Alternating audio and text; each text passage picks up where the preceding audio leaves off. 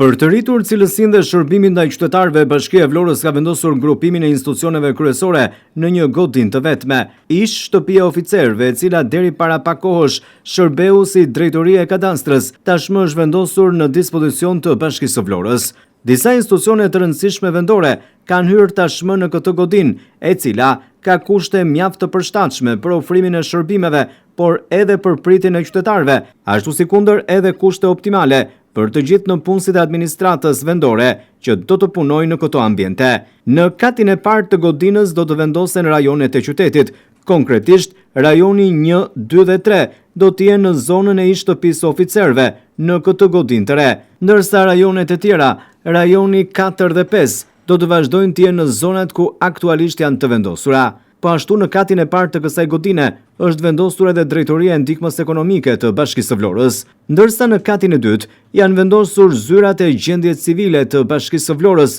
të cilat do të kenë tashmë një hapësirë më të mirë dhe kushte tepër optimale për të ofruar shërbimin ndaj qytetarëve dhe mjaft të përshtatshme për ushtrimin e këtij aktiviteti. Sikundër po ndiqni pamjet në ekran, këto janë zyrat e reja të gjendjes civile në Vlorë, ndërsa po ashtu në katin e dytë të kësaj godine, pra të ish shtëpisë oficerëve, është vendosur edhe drejtoria e taksave dhe tarifave vendore në Bashkinë e Vlorës. Kushtet janë më se optimale, jo vetëm për ushtrimin e aktivitetit të punonjësve të administratës tatimore të bashkisë, por edhe për bizneset dhe qytetarët që do të kenë marrëdhënie me këtë institucion të jetë rëndësishëm. Vlen të theksohet se në projektet e tjera të ardhshme, të cilat do të jenë të afërta, pritet që në godinën e ish shtëpisë oficerëve të mund të transferohen edhe disa drejtori të tjera të rëndësishme, sikundër është edhe zyra ekonomike në Bashkinë e Vlorës, apo edhe gjendja civile e qarkut të Vlorës. Megjithatë mbetet për tu parë në vijim,